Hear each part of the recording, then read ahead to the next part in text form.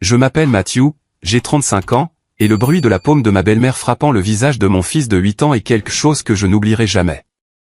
Avant de vous raconter comment 6 petits mots ont fait chuter une dynastie et coûter à une femme cruelle son domaine de plusieurs millions de dollars, dites-moi d'où vous écoutez dans les commentaires. Je veux savoir qui est avec moi dans cette histoire. Cela a commencé sur le parking. Cela aurait dû être mon premier avertissement. Le domaine Sterling dans le Connecticut est le genre d'endroit qui vous fait vous sentir petit rien qu'en le regardant. Des portails en fer, des pelouses impeccables qui semblent avoir été coupées avec des ciseaux à ongles, et une maison principale qui ressemble plus à un musée qu'à un foyer. Nous sommes arrivés dans ma berline de 4 ans. C'est une bonne voiture, fiable, sûre. Je l'ai payée le mois dernier, et j'en étais fier.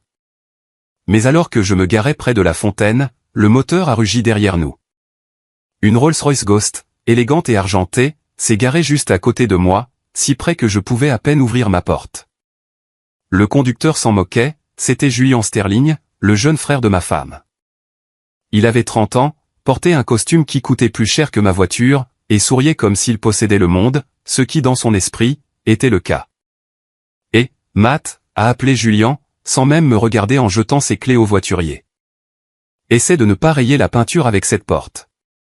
D'accord. Cette chose vaut plus que ta police d'assurance vie. J'ai serré les mâchoires, mais je n'ai rien dit. J'ai regardé ma femme, Sarah. Elle se recroquevillait déjà. Ses épaules se sont voûtées. Sa tête s'est baissée. Nous n'étions même pas encore entrés. Et elle était déjà terrifiée. C'était le pouvoir de la famille Sterling. Ils n'avaient pas seulement de l'argent.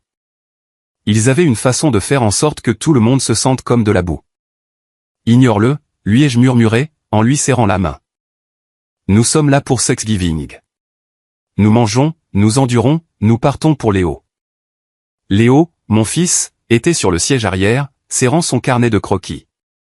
C'était un enfant calme, sensible, le genre de garçon qui sauverait une araignée plutôt que de l'écraser. Il détestait venir ici. Il savait, même à 8 ans, qu'il n'était pas le bienvenu. « Est-ce qu'on doit y aller, papa ?» a-t-il demandé, ses grands yeux bruns me regardant dans le rétroviseur. « Juste pour quelques heures, mon pote, » ai-je dit, affichant un visage courageux. « Ensuite, nous pourrons rentrer à la maison et faire notre vrai Thanksgiving. Pizza et film. » Il a un peu souri à ça. « D'accord, pizza et film. » Nous sommes entrés. La maison sentait les bougies chères et l'argent ancien. Eleanor Sterling, ma belle-mère, nous attendait dans le hall. Elle avait 68 ans, mais elle en paraissait 50 grâce aux meilleurs chirurgiens esthétiques de New York. Elle portait des perles probablement plus anciennes que le pays et un sourire qui n'atteignait pas ses yeux. « Sarah » a-t-elle dit, offrant une joue froide pour un baiser. « Tu as l'air fatiguée. Tu travailles toujours à ce petit boulot ?» Sarah était bibliothécaire. Elle aimait ça. Mais pour Eleanor, tout ce qui n'impliquait pas de réunion de conseil d'administration ou de gala de charité était un petit boulot. « C'est bon de vous voir, maman » a dit Sarah, sa voix à peine un murmure. Eleanor s'est tournée vers moi, son regard a balayé mon costume, trouvant chaque fil lâche, chaque imperfection. « Matthew, je vois que vous portez toujours ce charmant ensemble. »« Joyeux Thanksgiving, Eleanor » ai-je dit, gardant ma voix stable. Puis elle a regardé Léo. Son expression ne s'est pas adoucie. Elle s'est durcie. Et le garçon, essayez de l'empêcher de casser quoi que ce soit cette fois, voulez-vous? Le vase dans le couloir est de la dynastie Ming. Salut, grand-mère, a dit Léo, regardant ses chaussures. Elle ne lui a pas répondu. Elle s'est juste tournée et est entrée dans le grand salon. Le dîner est dans 20 minutes. Ne soyez pas en retard. Le dîner était un désastre en puissance. La salle à manger était dressée pour 20 personnes. Verre en cristal, couvert en argent, assiette en porcelaine bordée d'or. C'était beau, froid et terrifiant. Je me suis assis à côté de Sarah. Léo était de mon autre côté. Le reste de la table était rempli de parents Sterling. Tantes, oncles, cousins, tous bruyants, tous riches, tous nous ignorants. Arthur Sterling, mon beau-père, était assis en bout de table. C'était l'ombre d'un homme. Il m'a fait un signe de tête une fois, un mouvement rapide et nerveux du menton avant de plonger son nez dans son verre de vin. Il ne tenait jamais tête à Eleanor. Jamais. Les ennuis ont commencé quand Léo s'est levé pour aller aux toilettes. Quand il est revenu, il était confus. La table était bondée. Les gens avaient déplacé des chaises pour parler, et il avait perdu ses repères. Il a vu une chaise vide près du bout de la table. C'était une grande chaise ornée, avec un revêtement en velours. Elle avait l'air confortable, innocente. Léo y est monté. La pièce est devenue silencieuse. C'est arrivé si vite que je n'ai pas pu l'arrêter. Le bavardage a cessé instantanément. Les fourchettes se sont arrêtées à mi-chemin des bouches. Tous les regards se sont tournés vers le bout de la table. Eleanor s'est levée. Elle n'était pas juste en colère. Elle tremblait. Descends, a-t-elle sifflé. Léo s'est figé. Il a regardé autour de lui, les yeux écarquillés, terrifié. Quoi? C'est la chaise d'Harold, a crié Eleanor, sa voix se brisant comme un fouet. C'est la chaise du patriarche. Comment oses-tu, petit, maman, il ne savait pas, a plaidé Sarah, se levant. C'est juste un enfant. Il sait, a hurlé Eleanor, pointant un doigt manucuré vers mon fils. Il sait qu'il n'a pas sa place ici. Il l'a toujours su. Regardez-le. Ce n'est pas un sterling. C'est du sang de bâtard. Du sang de bâtard. Les mots sont restés suspendus dans l'air comme une fumée toxique. Mon sang s'est glacé. J'ai commencé à me lever pour atteindre mon fils, mais Eleanor était plus proche. Elle s'est déplacée plus vite que je ne l'aurais cru possible pour une femme en talons.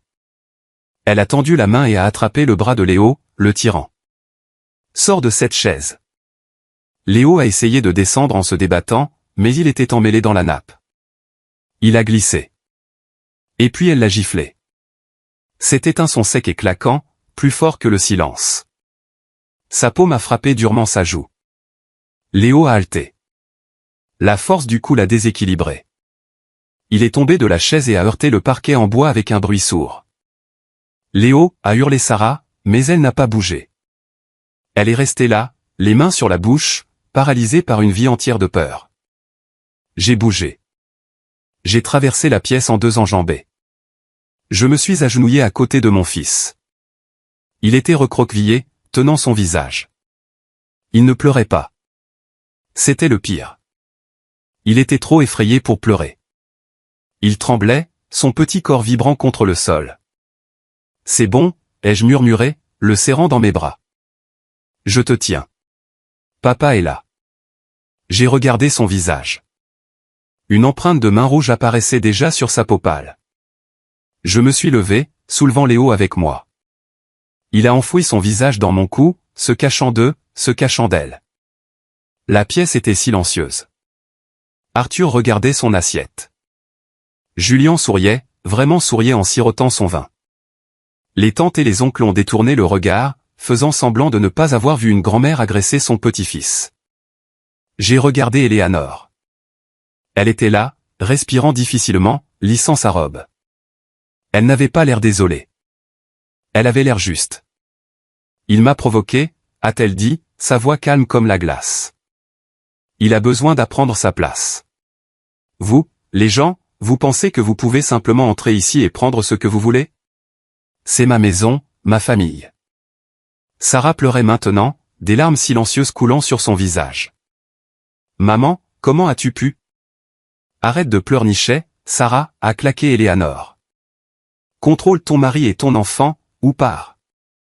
J'ai confié Léo à Sarah. Emmène-le à la voiture, ai-je dit doucement. Matt, partons, a murmuré Sarah, me tirant le bras. S'il te plaît, ne fais pas de scène. Emmène-le à la voiture, Sarah. Elle a regardé mon visage et a vu quelque chose qu'elle n'avait jamais vu auparavant. Elle a hoché la tête, a pris Léo et a couru hors de la pièce. Je me suis tourné vers Eleanor.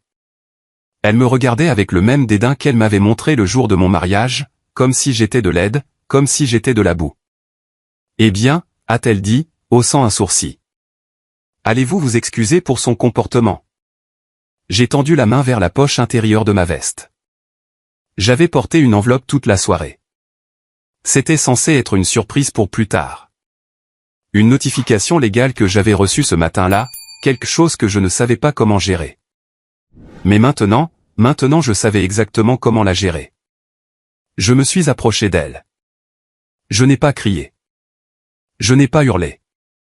J'étais complètement, terriblement calme. J'ai posé l'enveloppe sur la table, juste à côté de son assiette en porcelaine. Mon avocat est déjà impliqué, ai-je murmuré 6 mots. Eleanor m'a regardé fixement. Elle a cligné des yeux. Quoi? Vous m'avez entendu, ai-je dit, ma voix assez basse pour que tout le monde doive se pencher pour écouter. Vous pensez que vous pouvez frapper mon fils? Vous pensez que vous pouvez l'appeler un bâtard? Vous pensez que votre argent vous protège? Je me suis penché plus près. Cette enveloppe n'est pas une poursuite pour la gifle, Eleanor. Ce n'est que l'apéritif. Ouvrez-la. Ses mains tremblaient en la saisissant. Elle a sorti le papier. C'était une seule feuille. Une notification d'un audit. Une notification d'une rupture de confiance. Elle a lu la première ligne. Son visage est devenu blanc. La couleur s'est drainée si vite que j'ai cru qu'elle allait s'évanouir. L'assiette qu'elle tenait, une antiquité valant probablement $20 000, a glissé de son autre main. Crash! Elle s'est brisée en 1 million de morceaux sur le sol. Vous, a-t-elle murmuré. Où avez-vous eu ça? J'en ai fini d'être poli, Eleanor, ai-je dit. Et j'en ai fini avec vous. Je me suis tourné vers le reste de la pièce. Profitez de votre dinde. C'est le dernier repas que vous mangerez dans cette maison. Je suis sorti. Je n'ai pas regardé en arrière. Je pouvais sentir leurs yeux sur moi. J'entendais les murmures commencer, mais je m'en fichais. Je suis monté dans la voiture. Sarah était sur le siège arrière avec Léo, le serrant fort. Léo pleurait maintenant, des sanglots doux et déchirants. Tu l'as frappé, a demandé Sarah, terrifiée. Non, ai-je dit, démarrant le moteur. J'ai fait quelque chose de pire. Que as-tu fait? J'ai regardé le manoir Sterling dans le rétroviseur alors que nous partions. J'ai commencé une guerre. Le trajet de retour à la maison fut silencieux, le genre de silence lourd, comme l'air avant un orage. Léo s'était endormi dans son siège auto, épuisé par le traumatisme. Sa joue était enflée, une ecchymose sombre et laide se formant là où la bague d'Eleanor avait frappé sa peau. Chaque fois que je regardais dans le rétroviseur et voyais cette marque, ma prise sur le volant se serrait jusqu'à ce que mes jointures deviennent blanches. Sarah regardait par la fenêtre. Elle n'avait pas dit un mot depuis que nous avions quitté le domaine. Sarah, ai-je dit doucement. Elle a tressailli. Je n'arrive pas à croire qu'elle ait fait ça. Je n'arrive pas à croire que je l'ai laissé faire ça. Tu ne l'as pas laissé, ai-je dit fermement. Tu t'es figé en réponse à un traumatisme. Elle te fait ça depuis toujours. Elle l'a appelé un bâtard, a murmuré Sarah, sa voix se brisant. À cause de moi. Parce que je t'ai épousé. Non, ai-je dit, parce qu'elle est méchante. Il y a une différence. Nous sommes entrés dans notre allée. Notre maison était petite, une modeste maison de 3 chambres en banlieue. Ce n'était pas un manoir, mais c'était la nôtre. Ou du moins, je le pensais. Cette nuit-là, après avoir couché Léo et lui avoir mis une compresse de glace sur le visage. Je me suis assis à la table de la cuisine avec les documents dont j'avais gardé des copies. Sarah était assise en face de moi, serrant une tasse de thé qu'elle ne buvait pas. Matt, a-t-elle dit, qui avait-il dans cette enveloppe? Tu as dit que ton avocat était impliqué. Quel avocat? J'ai pris une profonde inspiration. Evelyn Vance. Les yeux de Sarah se sont écarquillés. L'avocate de grand-père Harold. Je pensais qu'elle avait pris sa retraite il y a des années. Elle l'a fait, ai-je dit. Mais elle est revenue pour ça parce qu'elle a trouvé quelque chose, Sarah. Ou plutôt, quelque chose l'a trouvé. J'ai fait glisser un papier sur la table. C'était un relevé bancaire. Il y a 3 semaines, j'ai reçu un appel de la banque, ai-je expliqué. Ils ont signalé une transaction sur le Harold Monroe Educational Trust, celui que ton grand-père avait créé pour les études de Léo. Sarah a hoché la tête. Maman gère ça. Elle a dit qu'elle l'investissait dans des obligations pour le garder en sécurité. Elle a menti, ai-je dit. Sarah a regardé le papier. Ses yeux ont parcouru les lignes. La confusion s'est transformée en horreur.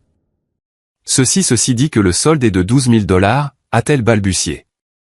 Il était censé être de plus de 150 000 $. Où est le reste? Regardez les retraits, ai-je dit, montrant les sections surlignées. 12 septembre, 35 000 $. Entrepreneur rénovation cuisine. 4 octobre, 12 000 $. Hermès Paris. 1er novembre, 50 000 $. Transfert à Jouès personnel. Jouès, a demandé Sarah. Julien, ai-je dit, continuez à lire. 15 novembre, 20 000 $ d'acompte. Importation d'automobiles exotiques. Elle a acheté une voiture à Julien, a murmuré Sarah. Avec l'argent des études de Léo. Pas juste une voiture, ai-je dit, ma voix froide. J'ai fait quelques recherches. Cet acompte était pour une Lamborghini Urus. Une jaune. Elle est garée dans leur garage en ce moment. Sarah a mis sa main sur sa bouche. Oh mon Dieu, il y a plus. Regardez la ligne du bénéficiaire, ai-je dit. Elle a regardé. Statut. Modifié. Bénéficiaire supprimé. Léo Matthew Sterling. Motif, non ligné, pas de sang direct. Elle l'a exclu de la fiducie, ai-je dit. Elle l'a effacé, Sarah, tout comme elle a essayé d'effacer ton frère, Marcus. Sarah m'a regardé, des larmes coulant sur son visage. Marcus?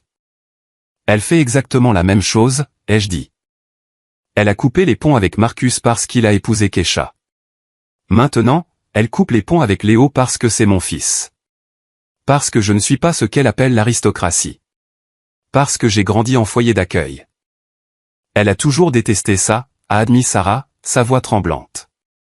Elle me l'a dit le jour de notre mariage. Elle a dit que j'étais une marchandise défectueuse, que je souillerais la lignée familiale. J'ai ressenti une vive douleur dans ma poitrine. Mais je l'ai repoussée. Eh bien, cette marchandise défectueuse vient de découvrir qu'elle a volé près de 200 000 $ à un mineur. C'est un crime grave, Sarah. C'est la prison. Sarah avait l'air terrifiée. Matt, tu ne peux pas envoyer ma mère en prison. Cela détruira la famille. La famille est déjà détruite. J'ai claqué ma main sur la table. Elle a giflé notre fils. Elle a volé son avenir pour acheter un jouet à son petit prince. Quelle famille protèges-tu, Sarah? Celle qui te traite comme une servante? Celle qui traite ton fils comme un chien errant? Sarah s'est recroquevillée. Elle est puissante, Matt. Tu ne sais pas de quoi elle est capable. Elle a des relations. Des juges, des politiciens. Si nous la combattons, elle nous écrasera. Laisse-la essayer, ai-je dit. J'ai Evelyn Vance et j'ai autre chose. Quoi? J'ai la vérité. Et pour la première fois de ma vie, je n'ai pas peur de l'utiliser. Je me suis levé et je suis allé à la fenêtre. J'ai regardé la rue sombre. Je me souviens quand nous nous sommes mariés, ai-je dit doucement. J'ai signé ce contrat de mariage, celui qu'elle m'a fourré sous le nez 5 minutes avant la cérémonie. Je l'ai signé parce que je t'aimais. Je l'ai signé parce que je me fichais de son argent. Je voulais juste une famille. Je me suis tourné vers Sarah. J'ai grandi sans une. Tu te souviens, de foyer en foyer. Je me suis promis que lorsque j'aurais un enfant, il ne se sentirait jamais mal aimé. Il ne se sentirait jamais mal à l'aise. J'ai pointé l'étage vers la chambre de Léo. Ce soir, mon fils m'a demandé pourquoi grand-mère le déteste. Il m'a demandé si c'était sa faute. Sarah sanglotait. Je ne le laisserai pas se sentir comme ça, ai-je dit, pas un jour de plus. Demain, je déposerai une pétition pour la destituer de son rôle de fiduciaire. Je la poursuivrai pour le remboursement des fonds et je porterai plainte pour agression. Sarah a essuyé ses yeux. Elle a regardé les documents, puis moi. Je pouvais voir la guerre en elle. La peur de sa mère contre l'amour pour son fils. Elle viendra nous chercher, a murmuré Sarah. Elle essaiera de tout prendre. Elle m'a menacé une fois. Il y a des années, elle m'a dit que si jamais je m'opposais à elle, elle s'assurerait que je me retrouve sans rien. Exactement comme Marcus. Laisse-la venir, ai-je dit. Nous ne sommes pas Marcus. Nous savons ce qu'elle est maintenant. Juste à ce moment-là, mon téléphone a vibré sur la table. Il était tard, après minuit. Je l'ai décroché. Un message d'un numéro inconnu. Revoyez votre contrat de travail. Clause de turpitude morale. Article 4. Vous voudrez peut-être commencer à chercher un nouvel emploi. Une photo était jointe. Une photo de moi quittant le domaine Sterling plus tôt ce soir-là, prise par une caméra de sécurité. Qui est-ce? A demandé Sarah. C'est Julien, ai-je dit, en lui montrant le téléphone. Il menace mon emploi. Je travaillais comme architecte paysagiste pour une entreprise qui faisait beaucoup d'affaires avec le cercle Sterling. Eleanor avait de l'influence. Tu vois, a crié Sarah. Ça commence. Matt, s'il te plaît. On pourrait peut-être négocier. Si on s'excuse, s'excuser. Je l'ai regardé, stupéfait. Pourquoi? Pour que le visage de notre fils serve de punching ball? Non, mais pour la scène. Pour la menace d'avocat. Si on recule, peut-être qu'elle remettra l'argent. Peut-être qu'elle nous laissera tranquilles. Elle ne nous laissera jamais tranquilles, ai-je dit. Elle sent la peur, Sarah. Si nous reculons maintenant, elle nous possédera pour toujours. Elle possédera Léo. J'ai tapé une réponse au numéro. Allez-y et dites à votre mère que j'espère qu'elle aime les combinaisons oranges. J'ai envoyé. Matt, a halté Sarah. Je vais me coucher, ai-je dit. J'ai une réunion avec Evelyne le matin. Tu dois décider de quel côté tu es, Sarah. Parce qu'il n'y a plus de juste milieu. Je suis monté à l'étage, laissant ma femme seule dans la cuisine avec la preuve de la trahison de sa mère. Je ne savais pas si elle me suivrait. Je ne savais pas si notre mariage survivrait à cela. Mais alors que j'étais allongé dans mon lit, écoutant la respiration douce de Léo depuis la pièce voisine, je savais une chose avec certitude. Les fantômes du manoir Sterling nous avaient hantés assez longtemps. Il était temps de les exorciser. Le lendemain matin, la guerre n'a pas seulement frappé à notre porte. Elle l'a enfoncée. Je me suis réveillé et Sarah n'était pas dans le lit.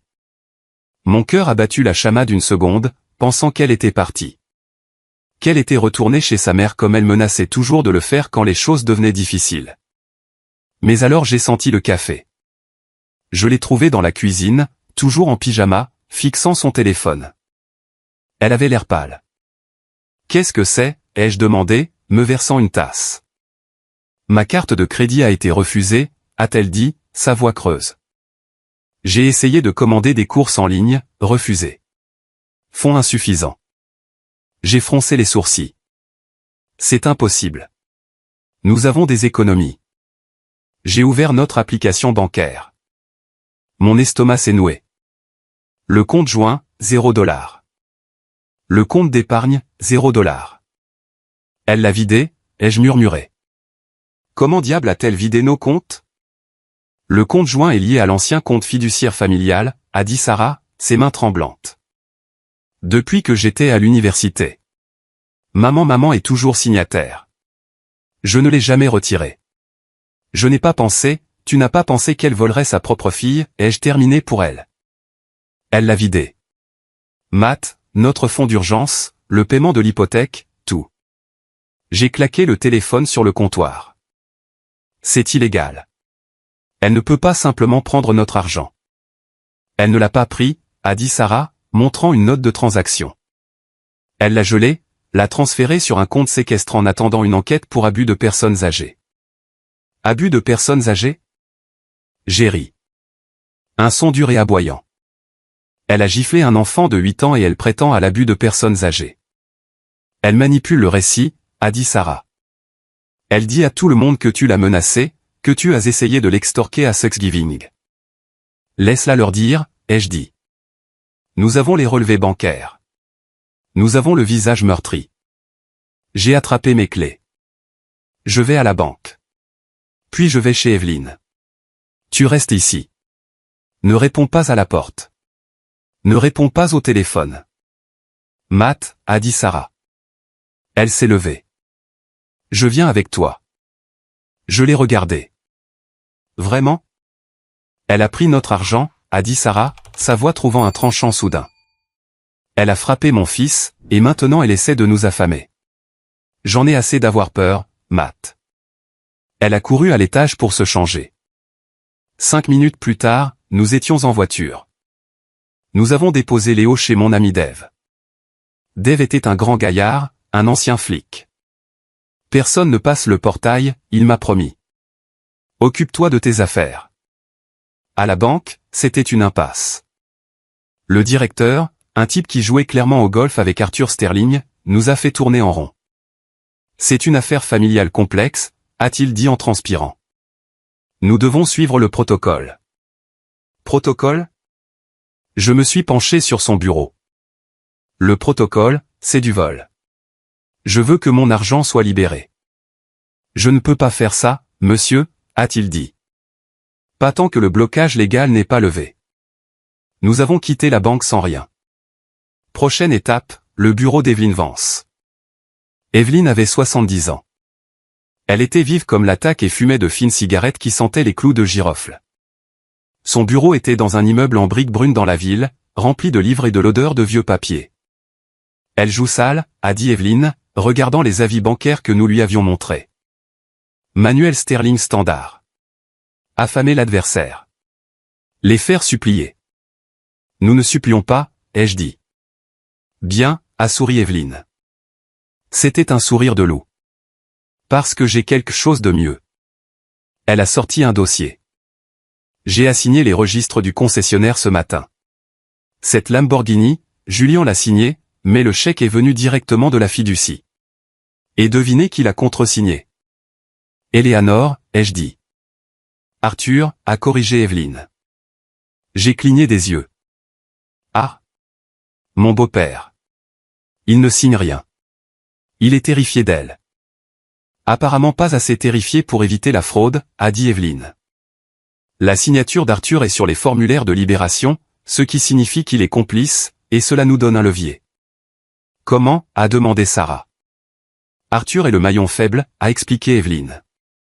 Eleanor est du fer. Vous frappez du fer, ça sonne. Arthur est du verre. Vous frappez du verre, ça se brise. Nous nous attaquons à Arthur. Nous avons passé les 3 heures suivantes à rédiger une injonction d'urgence. Evelyn a travaillé rapidement. À midi, nous avions une ordonnance du tribunal pour geler les actifs restants de la fiducie et une audience prévue pour lundi, mais le vrai coup est arrivé cet après-midi-là. Mon patron a appelé, Matt, j'ai besoin que tu viennes tout de suite. Je suis allé à l'entreprise. Sarah a attendu dans la voiture. Mon patron, Greg, avait l'air misérable. Il ne me regardait pas dans les yeux. Écoute, Matt, tu sais que je t'aime bien. Tu es mon meilleur designer. Va droit au but, Greg, ai-je dit. Nous avons perdu le contrat de Riverside aujourd'hui. Il a dit que les promoteurs s'étaient retirés. Ils ont dit qu'ils ne pouvaient pas travailler avec une entreprise qui emploie des éléments instables. Éléments instables? Ils ont cité un rapport de police, a dit Greg, glissant un papier sur son bureau, déposé ce matin, affirmant que vous avez agressé une personne âgée dans une résidence privée la nuit dernière. C'est un mensonge, ai-je dit. Elle a giflé mon fils. Je ne l'ai pas touché. Ça n'a pas d'importance, a soupiré Greg. Le projet Riverside vaut 3 millions de dollars. Les sterling. Ils connaissent du monde, Matt. Ils ont menacé de mettre l'entreprise sur liste noire si je ne vous renvoyais pas. Alors, vous me virez? Je vous mets en congé sans solde illimité, a dit Greg. Jusqu'à ce que ça s'éclaircisse. Je suis désolé, Matt. J'ai aussi une famille. Je suis sorti du bureau, portant une boîte de mes affaires. Quand je suis arrivé à la voiture, Sarah a vu la boîte. Elle n'a pas posé de questions. Elle savait. Elle a commencé à pleurer. Je suis désolé. Je suis tellement désolé. Tout est de ma faute. Non, ai-je dit, en mettant la boîte dans le coffre. C'est la guerre. Je me suis assis sur le siège conducteur et je me suis tourné vers elle. Sarah, écoute-moi. Ils ont pris mon emploi. Ils ont pris notre argent. Ils ont blessé notre fils. Ils pensent que cela nous brise. J'ai démarré la voiture, mais ils ont oublié une chose. Quoi, a-t-elle reniflé. Je n'ai plus rien à perdre. Et un homme qui n'a rien à perdre est l'homme le plus dangereux sur Terre. Nous sommes rentrés à la maison, mais je ne suis pas entré. J'ai déposé Sarah et lui ai dit que j'avais une course à faire. Où vas-tu, a-t-elle demandé. Chercher le verre, ai-je dit. Et le briser. Je me suis rendu dans un petit restaurant en bordure de la ville, un endroit appelé le Rusty Spoon. Je savais qu'Arthur Sterling s'y rendait tous les vendredis après-midi pour prendre un café et une tarte, seul. C'était sa seule échappatoire à Eleanor. Je suis entré. Il était là, assis dans une cabine à l'arrière, lisant un journal. Il avait l'air petit, abattu. Je me suis glissé dans la cabine en face de lui. Il a sursauté, manquant de renverser son café. Matthew, Arthur, ai-je dit. Vous ne devriez pas être ici, a-t-il murmuré, regardant autour de lui nerveusement. Si Eleanor le sait, Eleanor n'est pas là, ai-je dit. Il n'y a que nous.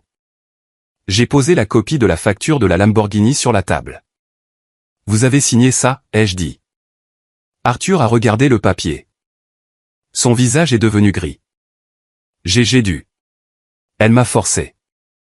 Elle vous a forcé à voler votre petit-fils, ai-je demandé. Elle vous a forcé à commettre une fraude? Vous ne comprenez pas, a plaidé Arthur. Elle contrôle tout. L'argent, la maison. Si je ne fais pas ce qu'elle dit, elle me coupe les vivres. Je suis un vieil homme, Matt. Je n'ai nulle part où aller. Vous êtes un lâche, ai-je dit. Il a tressailli. Vous l'avez regardé frapper Léo, ai-je dit, ma voix montant. Vous l'avez regardé et vous n'avez rien fait. Tout comme vous n'avez rien fait quand elle a viré Marcus. Tout comme vous n'avez rien fait quand elle a tourmenté Sarah pendant des années. Arthur a baissé les yeux sur ses mains. J'ai essayé de l'arrêter avec Marcus une fois et elle a menacé de me dénoncer, a-t-il murmuré. Dénoncer quoi? Arthur a levé les yeux. Ses yeux étaient remplis d'un secret désespéré et terrifié. Les dettes, a-t-il dit. La fortune sterling. C'est parti, Matt. C'est parti depuis des années. Je l'ai fixé. Quoi? La maison est hypothéquée jusqu'au cou, a-t-il avoué, les mots se précipitant. Les investissements ont échoué. Nous vivons à crédit et avec des prêts depuis une décennie. Eleanor, elle refuse de réduire. Elle a besoin de l'image. Alors, elle emprunte et elle me fait signer. Donc, l'argent de la fiducie, j'ai réalisé que ce n'était pas seulement pour la voiture. Arthur a dit que c'était pour payer les intérêts des prêts, pour garder les lumières allumées un mois de plus. Elle a volé Léo pour payer sa vanité. C'était ça. La fissure dans l'armure. Arthur, ai-je dit, vous avez un choix à faire tout de suite. Vous pouvez couler avec elle parce que je vais révéler ça. Je vais montrer au monde que l'Empire Sterling est un château de cartes et quand la police viendra pour la fraude, ils verront votre signature. Il a commencé à trembler. Ou, ai-je dit, me penchant, vous pouvez m'aider. M'aider? Comment? Donnez-moi le reste, ai-je dit. Donnez-moi les registres, les vrais, pas les comptes truqués qu'elle montre à l'IRS. Donnez-moi la preuve de là où l'argent est allé. Elle va me tuer, a-t-il murmuré. Elle ira en prison, ai-je dit. Et vous, si vous coopérez, peut-être qu'Evelyn pourra vous accorder un accord. Peut-être que vous pourrez enfin être libre d'elle. Arthur m'a regardé. Pendant un instant, j'ai vu le fantôme de l'homme qu'il aurait pu être. Un père, un grand-père. Il y a une clé USB, a-t-il dit doucement. Dans le coffre-fort de la bibliothèque, elle garde le vrai grand livre là-bas. Et autre chose. Quoi d'autre? La dernière vidéo d'Harold, a dit Arthur. Avant de mourir, il a fait une vidéo. Eleanor pense qu'elle l'a détruite, mais j'en ai gardé une copie. Qu'est-ce qu'il y a sur la vidéo, Arthur? Il m'a regardé dans les yeux. La vérité sur qui possède réellement le domaine. Mon cœur battait la chamade. Allez la chercher pour moi. Je ne peux pas y retourner tout de suite. Elle me surveille. Alors ce soir, ai-je dit, je viendrai au portail arrière à minuit. Vous apporterez la clé USB. Si je me fais prendre, si vous ne le faites pas, ai-je dit, vous sauvez votre âme. Faites-le pour Léo. S'il vous plaît. Arthur a hésité. Puis lentement, il a hoché la tête. Minuit, a-t-il dit. J'ai quitté le restaurant. Mon sang chantait. Le château de cartes vacillait. Et ce soir, j'allais le faire s'écrouler. La lune était cachée derrière d'épais nuages alors que je garais ma voiture à un pâté de maison du domaine Sterling.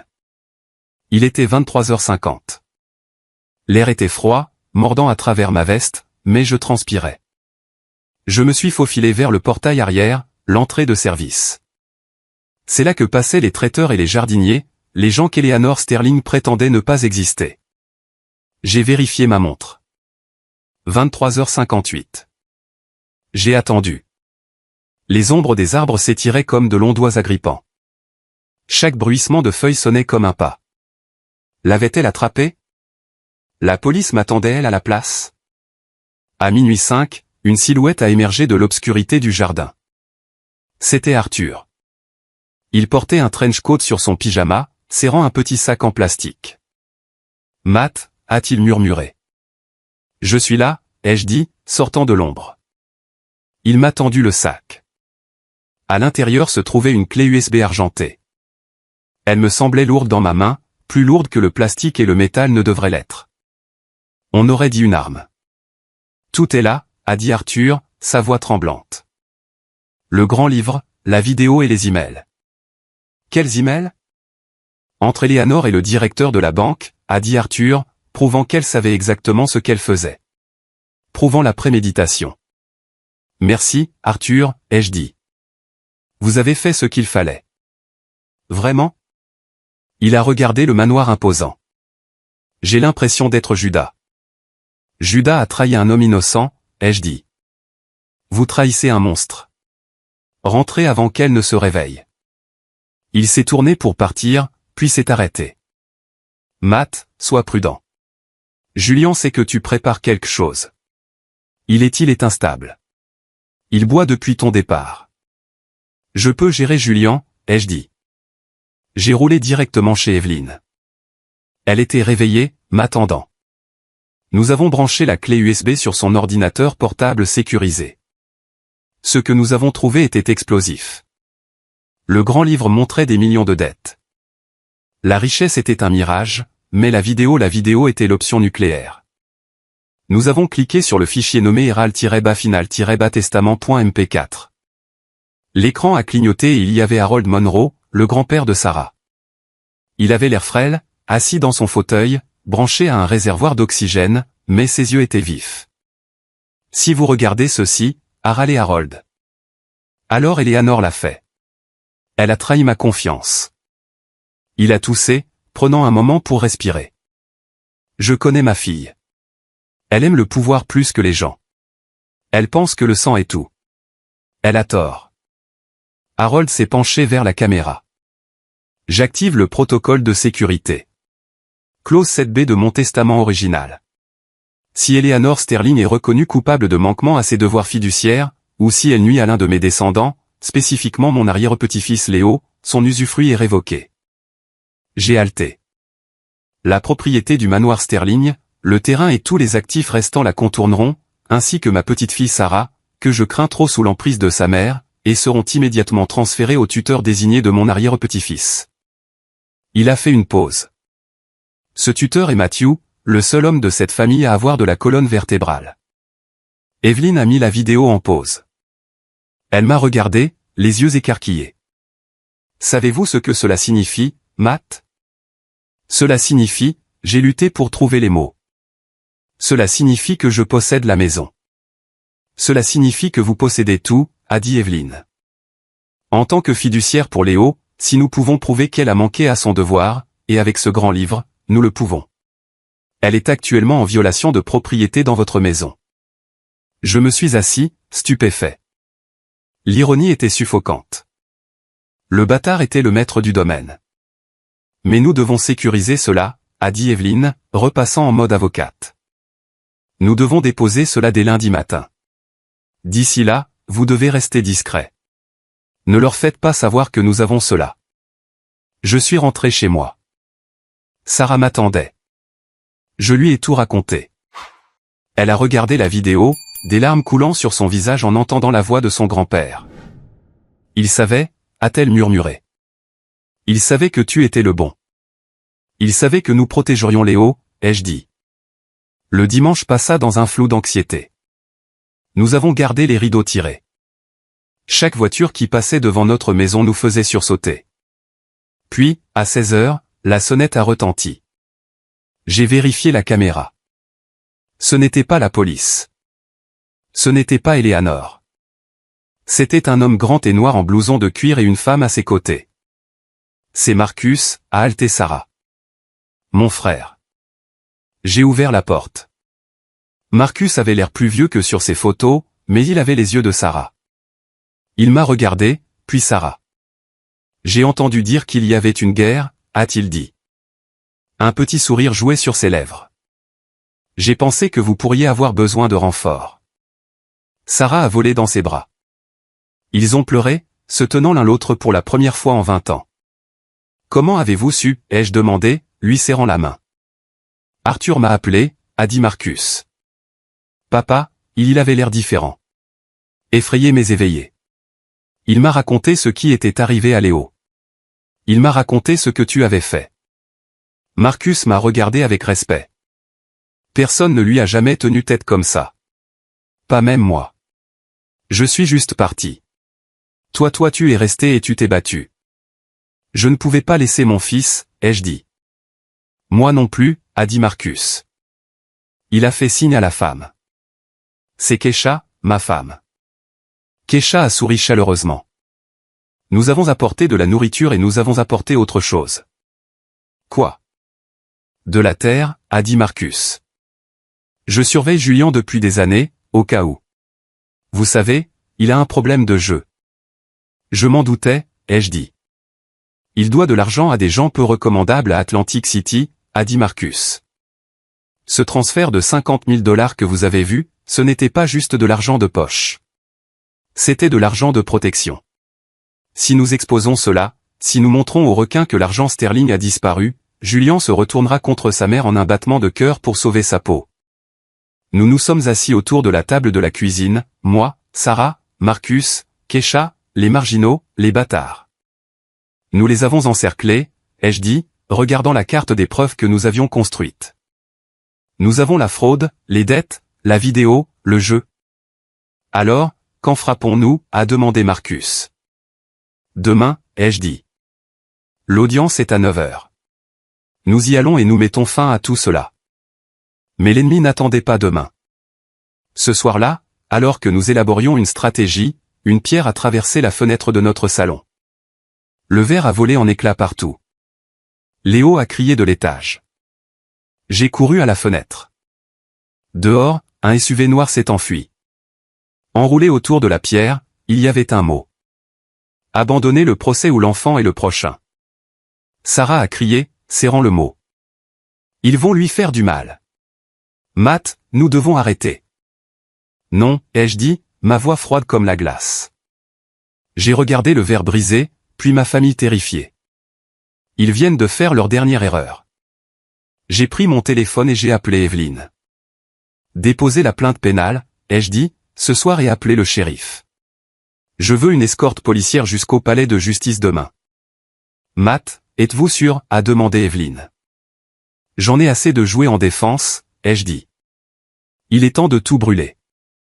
Lundi matin, les marches du palais de justice étaient bondées. Eleanor avait appelé la presse. Bien sûr qu'elle l'avait fait. Elle voulait m'humilier publiquement. Elle voulait que le titre soit « Gendre cupide attaque veuve ». Elle se tenait là dans une robe noire, l'air frêle et compatissant, tapotant ses yeux secs avec un mouchoir. Julien se tenait à ses côtés, l'air à moitié endormi mais arrogant dans son costume italien. Nous sommes arrivés en 2 voitures, moi et Sarah à l'avant, Marcus et Keisha à l'arrière. Une voiture de police nous a escortés. Quand Marcus est sorti de la voiture, le murmure dans la foule s'est transformé en un halètement. Le fils prodigue était revenu. Les yeux d'Eleanor se sont écarquillés. Pendant une seconde, son masque a glissé. Elle avait l'air terrifiée. Nous avons monté les marches, ignorant les questions hurlantes des journalistes. Monsieur Sterling, est-il vrai que vous avez extorqué votre belle-mère? Madame Sterling, pourquoi poursuivez-vous votre propre mère? Nous n'avons rien dit. Nous sommes entrés dans la salle d'audience 4B. Le juge Thornton présidait. C'était une femme connue pour dévorer les menteurs au petit déjeuner. Tout le monde se lève. L'audience a commencé. L'avocat d'Eleanor, un type élégant nommé Maître Blackwood, a commencé sa déclaration liminaire. Votre honneur, il s'agit d'une simple affaire d'un parent mécontent qui tente de profiter d'une veuve en deuil. Monsieur Matthew Sterling a porté des accusations sans fondement, harcelé ma cliente et lui a causé une grave détresse émotionnelle. Nous demandons que la pétition soit rejetée et qu'une ordonnance de restriction soit délivrée. Le juge Thornton a regardé Evelyn. Madame Vance. Evelyn s'est levée. Elle n'avait pas de discours. Elle avait une pile de papier. Votre honneur, nous ne sommes pas ici pour un débat. Nous sommes ici pour une mise en accusation. Nous avons des preuves de grand vol, de fraude, de faux et d'agression. Objection, a crié Blackwood. Ce sont des allégations non prouvées. Alors prouvons-les, a dit Evelyn. Elle a appelé son premier témoin. Pas moi, pas Sarah. J'appelle Arthur Sterling à la barre. Eleanor s'est figée. Elle s'est tournée pour regarder son mari. Ses yeux étaient des poignards. N'ose pas. Son regard disait. N'ose pas. Arthur s'est avancé à la barre. Il avait l'air tremblant, pâle comme s'il allait s'évanouir. Mais il s'est assis. Monsieur Sterling, a dit Evelyn, avez-vous signé un formulaire de libération pour une Lamborghini Urus achetée avec des fonds du Harold Monroe Educational Trust? Arthur a regardé Eleanor. Puis il m'a regardé. Puis il a regardé le siège vide où Léo serait. Non, a dit Arthur. Eleanor a laissé échapper un soupir de soulagement. Je ne l'ai pas signé librement, a poursuivi Arthur. Ma femme, Eleanor. Elle a falsifié ma signature sur la demande initiale, puis elle m'a forcé à signer la libération en menaçant de me couper mes médicaments. La salle d'audience a halté. Eleanor s'est levée. Ah, espèce de vieux fou menteur. Asseyez-vous, Madame Sterling. Le juge Thornton a frappé son marteau. Une autre crise, et je vous déclarerai en état d'outrage. Arthur a poursuivi, des larmes coulant sur son visage. Elle a tout dépensé, la fiducie, les économies. Elle a volé les enfants pendant des années pour payer ses fêtes, les dettes de Julian. Il a pointé son fils. Parlez-leur d'Atlantic City, Julian. Dites-leur où sont passés les 50 000. Julian a bondi. Tais-toi, vieil homme. Asseyez-vous, a aboyé l'huissier, se dirigeant vers Julian. Evelyn a souri. Merci, monsieur Sterling. Pas d'autres questions. Puis elle s'est tournée vers le juge. Votre honneur, nous avons des relevés bancaires prouvant le vol, mais nous avons quelque chose de plus important concernant la fiducie. Elle a branché son ordinateur portable. Je voudrais diffuser un testament vidéo du défunt Harold Monroe. Objection.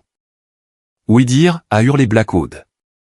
C'est un codicile vérifié au testament, votre honneur, a dit Evelyn. Authentifié par horodatage numérique. Diffusez-le, a ordonné le juge Thornton. La vidéo a été diffusée sur les grands écrans. La voix d'Harold a rempli la pièce. Si Eleanor nuit à mes descendants, son usufruit est révoqué. Eleanor a regardé l'écran, sa bouche s'ouvrant et se fermant comme un poisson. Elle ne savait pas. Elle ne savait vraiment pas. La propriété sera transférée immédiatement à Matthew. Quand ces mots ont été prononcés, le silence dans la salle d'audience était absolu. Eleanor s'est lentement tournée pour me regarder. L'arrogance avait disparu. La haine avait disparu. Tout ce qui restait était un choc pur et non frelaté. C'est un faux, a-t-elle hurlé. C'est un deepfake. Il n'a jamais dit ça. Nous avons les métadonnées originales, a dit Evelyn calmement. C'est réel. Le juge Thornton a regardé les documents. Elle a regardé le grand livre. Elle a regardé la photo du visage meurtri de Léo que nous avions soumise comme pièce à conviction à. Elle a retiré ses lunettes. Madame Sterling, a dit la juge, sa voix dégoulinante de dédain. Au cours de mes 20 ans sur le banc, j'ai vu la cupidité. J'ai vu la cruauté.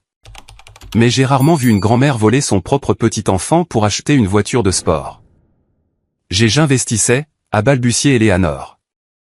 C'était pour l'image de la famille. Le garçon. Il n'a pas besoin d'argent. Il est quoi, a demandé le juge Thornton. Dites-le.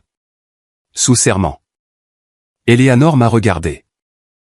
Elle ne pouvait pas s'en empêcher. Le poison était trop profond. Ce n'est pas l'un des nôtres, a-t-elle craché. Il est commun. Il ne mérite pas l'héritage Sterling. Eh bien, a dit le juge Thornton, il semble que l'héritage Sterling soit la dette et la fraude, et vous avez raison sur une chose. Il ne mérite pas ça. Il mérite la justice. Le marteau est tombé. Bang. J'accorde la pétition. Eleanor Sterling est par la présente destituée de son rôle de fiduciaire. J'émets un ordre immédiat de restitution de tous les fonds détournés. Et en raison de la clause de sécurité du testament d'Harold Monroe, je confirme le transfert du domaine Sterling à Matthew Sterling en tant que fiduciaire. Quoi, a hurlé Eleanor. Vous ne pouvez pas. C'est ma maison. Plus maintenant, a dit le juge Thornton, c'est sa maison. Vous avez 48 heures pour quitter les lieux. Et la juge a ajouté en regardant l'huissier. Concernant l'agression et la fraude. Je renvoie cette affaire au procureur pour poursuite pénale. Huissier, mettez Madame Sterling et Monsieur Julian Sterling en détention pour interrogatoire concernant les accusations de grand vol. Les huissiers se sont avancés. Julian a essayé de courir. Je ne l'ai pas fait. C'était elle. Elle m'a forcé. Il a été plaqué avant d'atteindre la porte. Eleanor est restée figée alors que les menottes se refermaient sur ses poignets. Elle a regardé Sarah. Sarah, a-t-elle crié. Fais quelque chose. Je suis ta mère. Sarah s'est levée. Elle a regardé sa mère. Vraiment. La regarder pour la première fois sans peur. Non, a dit Sarah. Tu es la femme qui a frappé mon fils. Elle lui a tourné le dos. J'ai regardé Eleanor être emmenée. Elle est passée à côté de moi. Nos yeux se sont rencontrés. Vous avez tout ruiné, a-t-elle sifflé. Non, Eleanor, ai-je dit calmement. Je viens de tout réparer. Les portes de la salle d'audience se sont refermées derrière elle. C'était fini. Le silence après un ouragan est étrange. On s'attend à la paix, mais on ne voit que les débris. Nous sommes sortis du palais de justice sous le soleil aveuglant. Les journalistes étaient toujours là, mais les questions avaient changé. Monsieur Sterling, comment vous sentez-vous après le verdict? Sarah, saviez-vous pour la fraude? Nous les avons ignorés et sommes montés dans la voiture. Marcus a poussé un long sifflement grave. Sacré nom, a-t-il dit. Tu ne l'as pas seulement battu. Tu l'as atomisé. Sarah tremblait. J'ai passé mon bras autour d'elle. C'est bon. C'est fait. Vraiment, a-t-elle demandé. Elle ne cessera jamais de nous haïr. Elle peut nous haïr depuis une cellule de prison, ai-je dit. Nous sommes allés directement au domaine. Nous avions 48 heures, mais le juge nous avait donné la possession immédiate pour sécuriser les actifs. Quand nous sommes arrivés aux portes, le garde de sécurité, celui qui ricanait autrefois de ma voiture, nous a vus arriver. Il a ouvert la porte immédiatement. Il savait qui était le nouveau patron. Nous avons remonté la longue allée. La Rolls-Royce avait disparu. La Lamborghini avait disparu. Saisie par la banque il y a 1 heure. La maison avait l'air différente maintenant. Elle n'avait pas l'air effrayante. Elle avait juste l'air vide. Un grand tas de pierres bâties sur des mensonges. Nous sommes entrés. Le personnel était rassemblé dans le hall, l'air nerveux. Monsieur Sterling, a dit le majordome. Nous ne savions pas. C'est bon, ai-je dit. Tout le monde garde son emploi, mais les choses vont changer ici. Je suis entré dans la salle à manger. Les morceaux brisés de l'assiette en porcelaine étaient toujours sur le sol là où elle les avait laissés à Thanksgiving. Personne n'avait osé les nettoyer. J'ai regardé le bout de la table. La chaise. La chaise d'Harold. Je m'en suis approché. J'ai passé ma main sur le velours. Léo, ai-je appelé. Nous l'avions récupéré en chemin. Il a couru dans la pièce, tenant son carnet de croquis. Il s'est arrêté quand il a vu la chaise. Il a tressailli. C'est bon, mon pote, ai-je dit. Je l'ai soulevé et l'ai assis juste au centre de la chaise. Elle l'a englouti, mais il avait l'air d'un roi. C'est ta chaise maintenant, ai-je dit. Tu peux t'asseoir ici quand tu veux. Léo a souri. Un vrai sourire hésitant. Vraiment? Vraiment. Et si quelqu'un te dit le contraire, tu lui dis de parler à ton papa. Sarah est entrée et nous a vus. Elle a recommencé à pleurer, mais cette fois, c'était des larmes de joie. Elle s'est approchée et nous a serrés tous les deux. Nous sommes à la maison, a-t-elle murmuré. Arthur n'est pas retourné à la maison. Il a déménagé chez sa sœur en Floride le lendemain. Il a envoyé une lettre d'excuse disant qu'il ne pouvait pas faire face aux souvenirs. Je ne lui en voulais pas. Julien était en liberté sous caution, mais son passeport avait été saisi. Il travaillait dans un lave-auto en ville, le seul endroit qu'il embauchait. Le karma a le sens de l'humour. Et Eleanor, elle était en cellule de détention en attendant son procès. Ses biens étaient gelés. Ses amis l'avaient abandonnée. La reine des abeilles était seule. 2 jours plus tard, je suis allé lui rendre visite. Je ne sais pas pourquoi. Peut-être que j'avais besoin de tourner la page. Elle était assise derrière la cloison vitrée, vêtue d'une combinaison orange. Elle avait l'air vieille. Le maquillage avait disparu. Ses cheveux étaient gris et plats. Elle ressemblait exactement à ce qu'elle était.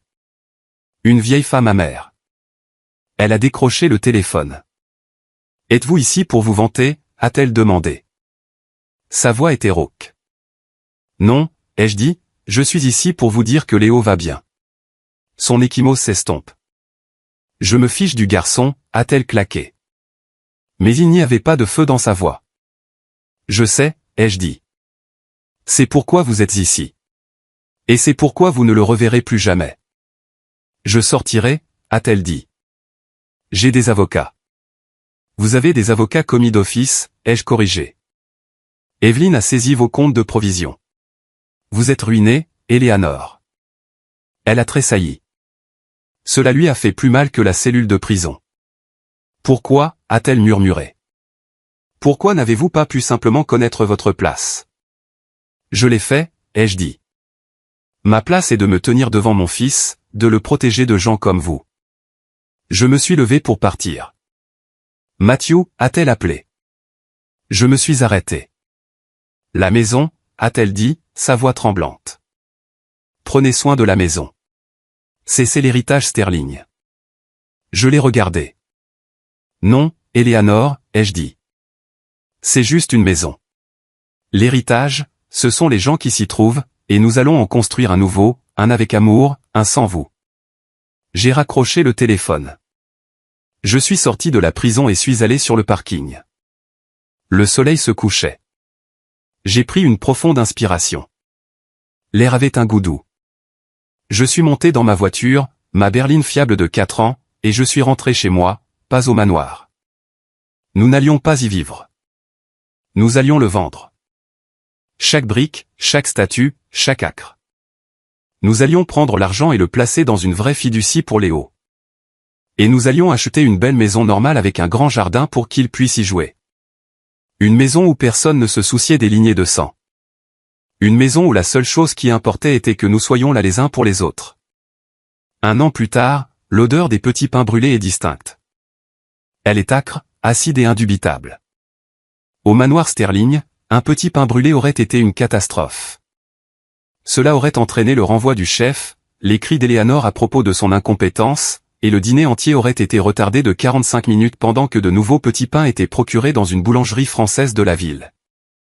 Mais dans notre maison, ça sentait juste le mardi. Ou plutôt, ça sentait le premier vrai Thanksgiving de nos vies. Matt, les petits pains, a crié Sarah depuis la cuisine, en riant. Je suis entré en courant, j'ai attrapé les gants de four et j'ai sorti le plateau. La fumée a envahi mon visage. Les dessus étaient carbonisés, noirs. Ils ressemblaient à des palets de hockey. Eh bien, ai-je dit, en toussant et en chassant la fumée. Je suppose que nous aurons du pain extra croustillant cette année. Sarah s'est appuyée contre le comptoir, essuyant la farine de son front. Elle avait l'air fatiguée, mais c'était une bonne fatigue. Celle qui vient de faire quelque chose que l'on aime, et non de brandir un bouclier contre la maltraitance émotionnelle. Elle était belle. Elle avait l'air libre. Penses-tu que Marcus s'en souciera, a-t-elle demandé. Marcus a vécu dans un dortoir universitaire pendant 4 ans et a mangé des nouilles instantanées, ai-je dit, en jetant le plateau sur le support de refroidissement. Il s'en fichera. Il est juste heureux d'être ici. Nous avions déménagé 3 mois après le procès. Nous n'avons pas acheté de manoir. Nous n'avons même pas regardé les communautés fermées. Nous avons acheté une ferme à environ 40 minutes de la ville.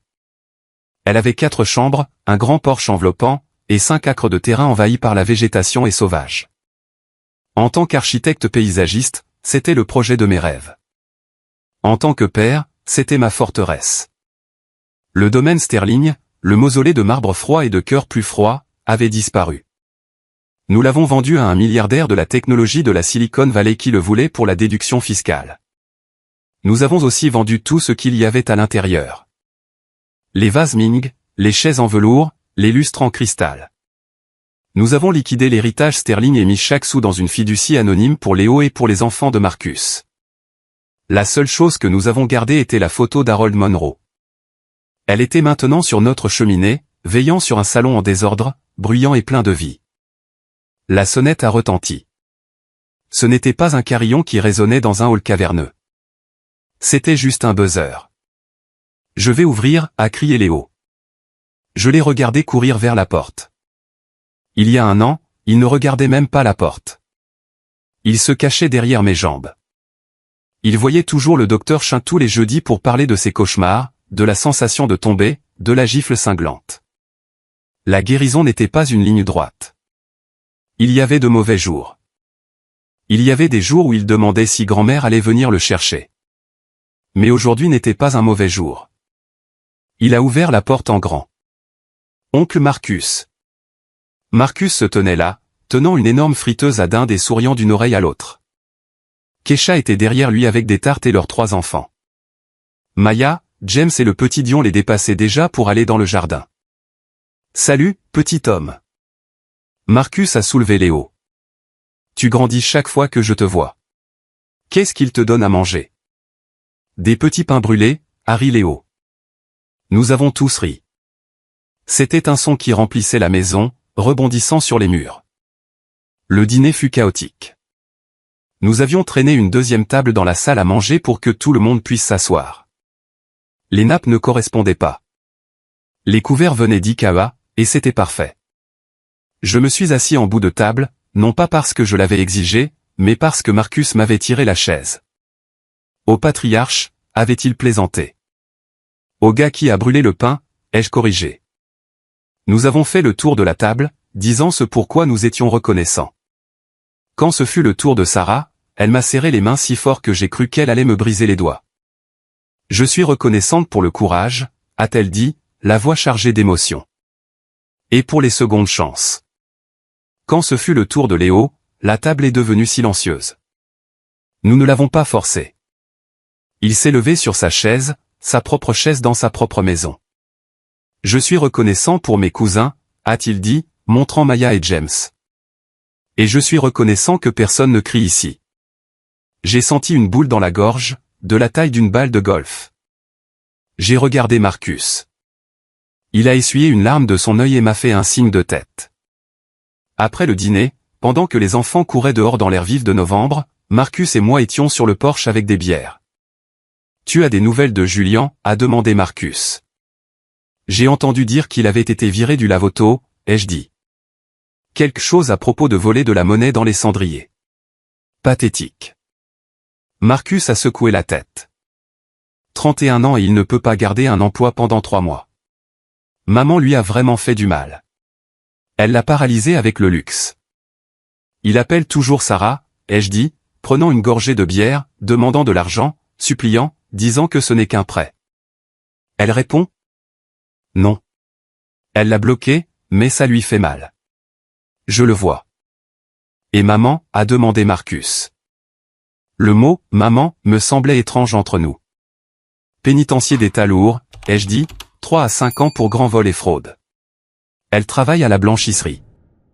La blanchisserie? Marcus a ricané d'un rire sombre.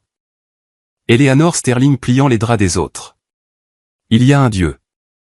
Elle envoie des lettres, ai-je admis, à moi, pas à Sarah. Que dit-elle? Elle négocie. Elle menace. Puis elle supplie. La semaine dernière, elle a proposé de me dire où elle avait caché le reste des bijoux. Si seulement je mettais de l'argent sur son compte de cantine. Tu l'as fait? Non, ai-je dit. J'ai brûlé la lettre. Marcus a regardé le champ où nos enfants jouaient à chat. Léo courait, les joues rosées, criant de rire tandis que James le poursuivait. Tu nous as sauvés, Matt, a dit Marcus doucement. Tu sais ça? Si tu n'avais pas trouvé cette vidéo, si tu ne t'étais pas levé, je serais encore à Chicago à penser que ma sœur me détestait. Mes enfants ne connaîtraient pas leur cousin. Harold nous a sauvés, ai-je dit. J'ai juste transmis le message. Tu étais le message, a corrigé Marcus. Harold t'a choisi pour une raison. Plus tard ce soir-là, après le départ de Marcus et de sa famille, Sarah et moi nettoyions la cuisine.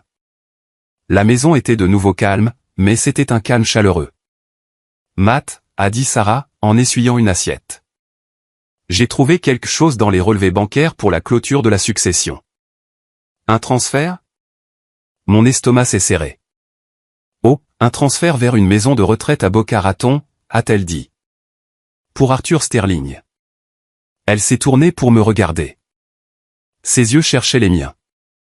Les documents de la fiducie disaient que papa avait été coupé. Elle disait qu'il était complice. Qu'il n'avait rien eu. Il n'a rien eu, ai-je dit en frottant une casserole un peu trop fort. Alors qui a payé la maison de retraite? Matt, c'est une belle maison. Chambre privée. Vue sur l'océan. Payé pour 5 ans. J'ai arrêté de frotter. J'ai soupiré. C'est un vieil homme, Sarah, ai-je dit doucement. Et c'est ton père. Il était faible. Il était lâche. Il t'a laissé tomber 1000 fois. Mais il m'a donné la clé USB. Sans ça, nous aurions perdu. Alors, tu as payé pour ça, a-t-elle demandé. De ta propre poche. J'ai utilisé ma commission sur la vente de la Rolls-Royce, ai-je dit. J'ai pensé que c'était une justice poétique. La voiture préférée d'Eleanor payant la liberté de son mari. Sarah m'a regardé. Puis elle s'est approchée et a enroulé ses bras autour de ma taille, enfouissant son visage dans ma poitrine. Tu es un homme bon, Matthew Sterling, a-t-elle marmonné dans ma chemise. Meilleur qu'il ne le méritait. Je ne l'ai pas fait pour lui, ai-je dit, posant mon menton sur sa tête. Je l'ai fait pour moi parce que si je le laissais à la rue, je serais comme elle. Cruelle, vindicative, et je me suis promis de ne jamais être comme elle. Eh bien, Sarah s'est reculée et a souri, ses yeux humides. Tu as échoué à être Eleanor, mais tu réussis à être le meilleur mari du monde. Je prendrai ce titre, ai-je dit. Je suis monté à l'étage pour voir Léo. Il dormait, étalé sur son lit. La chambre était en désordre. Des Legos sur le sol, des dessins scotchés au mur. C'était une chambre d'enfant, pas une exposition de musée. J'ai enjambé une pile de bandes dessinées et je me suis assis sur le bord de son lit. Il a bougé, clignant des yeux. Papa, a-t-il murmuré. Salut, mon pote, je viens juste voir. Tu as passé une bonne journée. Oui, a-t-il bâillé. James a dit que j'étais rapide. Il a dit que je devrais rejoindre l'équipe d'athlétisme. Tu es rapide, j'ai souri. Peut-être que nous t'inscrirons au printemps. Il a bougé, remontant sa couette. Papa. Oui. Grand-mère ne reviendra jamais? La question est restée en suspens. C'était le monstre sous le lit.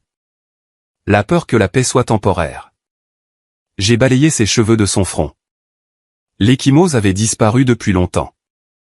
Plus même un souvenir sur sa peau. Non, Léo, ai-je dit fermement. Elle ne reviendra pas. Elle ne peut plus te faire de mal. Ni oncle Julien. Cette maison. C'est notre forteresse. Personne n'entre sans notre invitation. Comme un château? Exactement comme un château. Et tu es le prince, il a souri, les yeux se fermant. Et tu es le roi. Je ne suis que le chevalier qui garde le portail, ai-je murmuré. Je l'ai regardé dormir longtemps. J'ai pensé au chemin qui nous avait menés ici. La peur sur le parking. Le bruit de la gifle. Les 6 mots que j'avais murmurés qui avaient brisé une dynastie. Mon avocat est déjà impliqué. Cela semble si simple maintenant. Mais à ce moment-là, c'était comme sauter d'une falaise. Nous avions reconstruit à partir des décombres. Le nom Sterling, autrefois synonyme de pouvoir et de cruauté, n'était plus qu'un nom dans un dossier judiciaire. Mais la famille, la vraie famille, nous étions plus forts que jamais. Je me suis dirigé vers la fenêtre et j'ai regardé la propriété. Le clair de lune frappait les vieux chênes que je prévoyais d'élaguer au printemps. J'avais des projets pour cette terre. Une cabane dans les arbres pour Léo, un jardin pour Sarah, un endroit où les choses poussaient au lieu de stagner. Mon téléphone a vibré dans ma poche. Je l'ai sorti. C'était une notification du système de messagerie de la prison. Le détenu Sterling a demandé à vous ajouter à sa liste de visites. Accepter ou refuser. J'ai regardé l'écran. J'ai pensé à la femme qui avait appelé mon fils un bâtard. J'ai pensé à la femme qui avait volé son avenir pour acheter une voiture. J'ai pensé à la femme qui était assise dans une cellule de prison et pensait toujours qu'elle était la victime. Je ne ressentais plus de colère. Je ne ressentais plus de haine. Je ne ressentais juste rien. Elle était un fantôme et je ne crois pas aux fantômes. J'ai appuyé sur refuser. Puis j'ai bloqué le numéro. J'ai éteint le téléphone et l'ai posé sur la commode. Je suis sorti de la pièce, laissant la porte ouverte juste un entrebâillement pour que la lumière du couloir puisse chasser les ombres. Je suis descendu et me suis versé un verre d'eau. La maison se préparait pour la nuit, les boiseries grinçaient dans l'air frais. C'était un son réconfortant, le son d'un foyer habité. Je me suis assis sur les marches du porche, regardant l'obscurité. Il faisait froid, mais ça ne me dérangeait pas. J'aimais le froid. Cela me rappelait que j'étais vivant. Cela me rappelait que je pouvais ressentir des choses. Pendant longtemps, j'ai pensé que la famille était quelque chose dans lequel on essaie. J'ai pensé que c'était une loterie. Certaines personnes comme Julian et Sarah ont gagné le gros lot. Ils ont eu le manoir, les fonds fiduciaires, l'héritage. Certaines personnes comme moi ont tiré la courte paille, des foyers d'accueil, des sacs poubelles comme valises, un sentiment constant d'être un invité dans sa propre vie. Mais j'avais tort. Harold Monroe savait que j'avais tort. Il a passé ces derniers jours, regardant sa propre chair et son propre sang se déchirer pour des bouts de papier. Et il a réalisé la vérité. Il a vu un architecte paysagiste sans pédigré, un homme que sa fille appelait bâtard.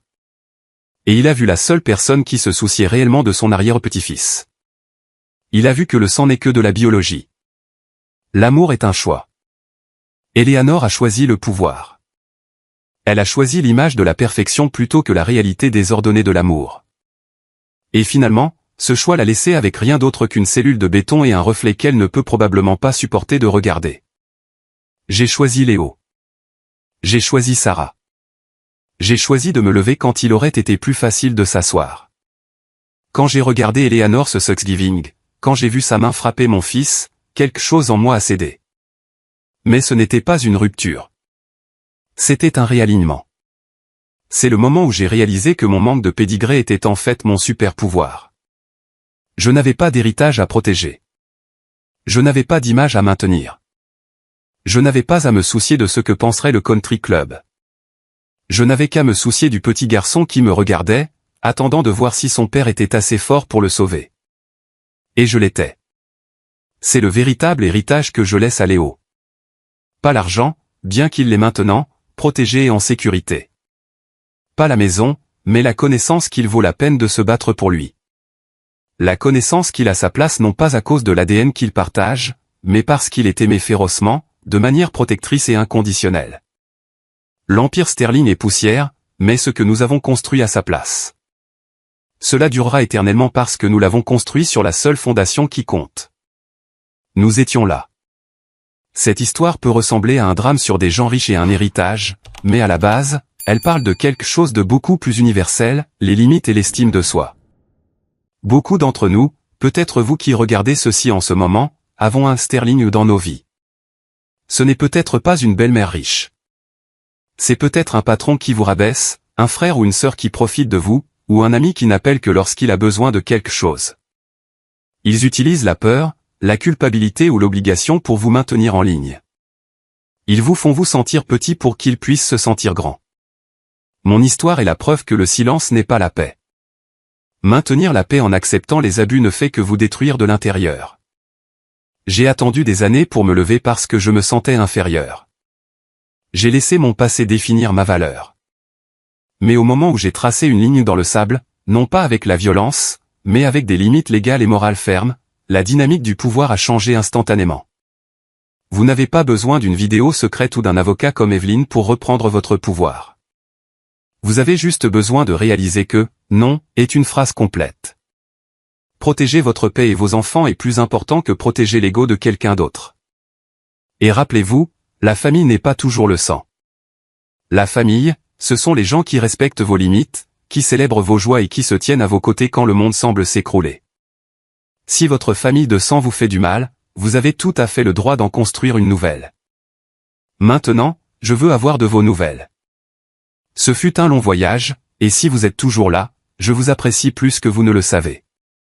Quelle est la plus grande leçon que vous avez tirée de ma bataille avec Eleanor? Était-ce à propos de l'argent, de la protection d'un enfant, ou du courage de briser des cycles toxiques? Ou si vous avez déjà dû tenir tête à un membre de votre famille toxique pour vous protéger ou protéger vos enfants, racontez-moi votre histoire dans les commentaires. Faisons de cette section de commentaires un lieu de soutien et de force partagée.